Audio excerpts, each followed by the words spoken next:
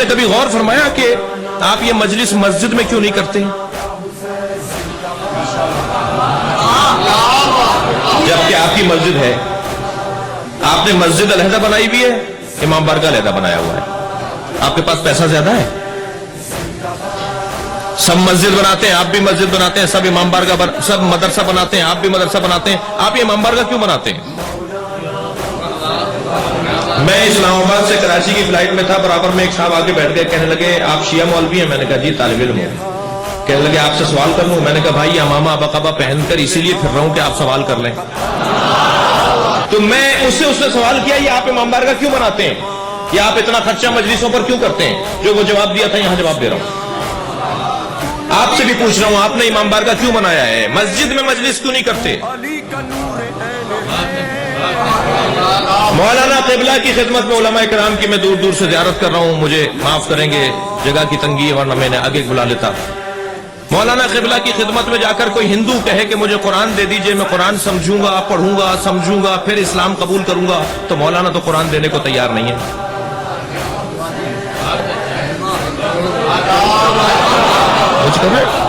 एक गैर मुस्लिम आकर कहे कि जी मुझे कुरान मजीद पढ़ने को दे दीजिए, आप तो कुरान देने को तैयार नहीं है। ये कैसे हिदायत पाएगा? ये कैसे हिदायत पाएगा? इसे कैसे हिदायत नसीब होगी? ये हिदायत चाहता है, समझना चाहता है, ये कहां जाकर समझे, ये कहां जाकर समझे और समझने के बाद कबूल करे।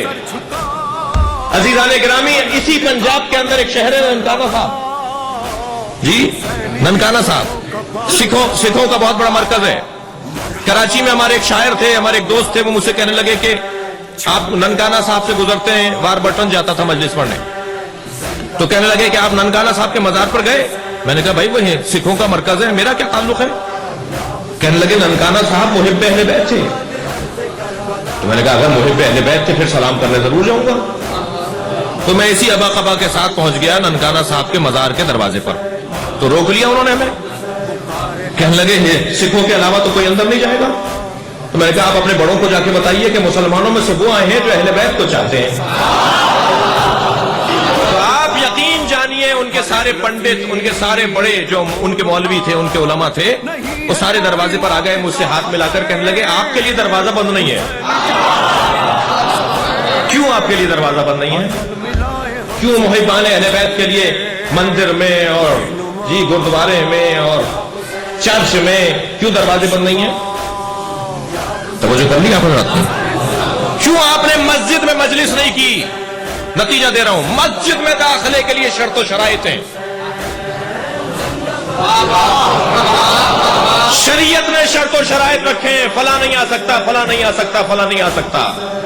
हमें वो कबूल है इसलिए कि शरीयत का हुक्म है। मगर हुसैन इब्न अली का एहसान मानिए, सन 61 हिजरी में जिस आलमी ओपन यूनिवर्सिटी की हुसैन ने बुनियाद रखी थी, उसकी एक क्लास आज यहां हो रही है। ये कहां जाए समझने के लिए? मस्जिद में पाबंदियां हैं, मस्जिद में शर्त शराइत हैं जो हम कबूल करते हैं, जो शरीयत का हुक्म है, पाबंद हैं हम उसके। हम हिंदू को नहीं ले जा सकते मस्जिद में, हम सिख को नहीं ले जा सकते मस्जिद में, हम यहूदी को नहीं ले जा सकते मस्जिद में। शर्त शराइत है, कोई एक जगह तो हो।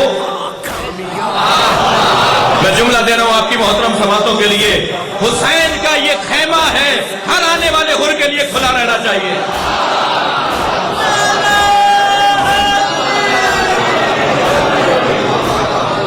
लिहाजा शायर ने क्या खूब कहा है कि दरे हुसैन पे मिलते हैं हर मिजाज के लोग।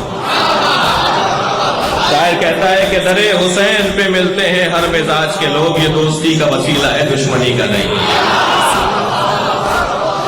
ये जोड़ने की जगह है, ये मिलाने की जगह है। सूफी इज़्म में तशफ़ी नहीं है, हुसैनियत में तशफ़ी है।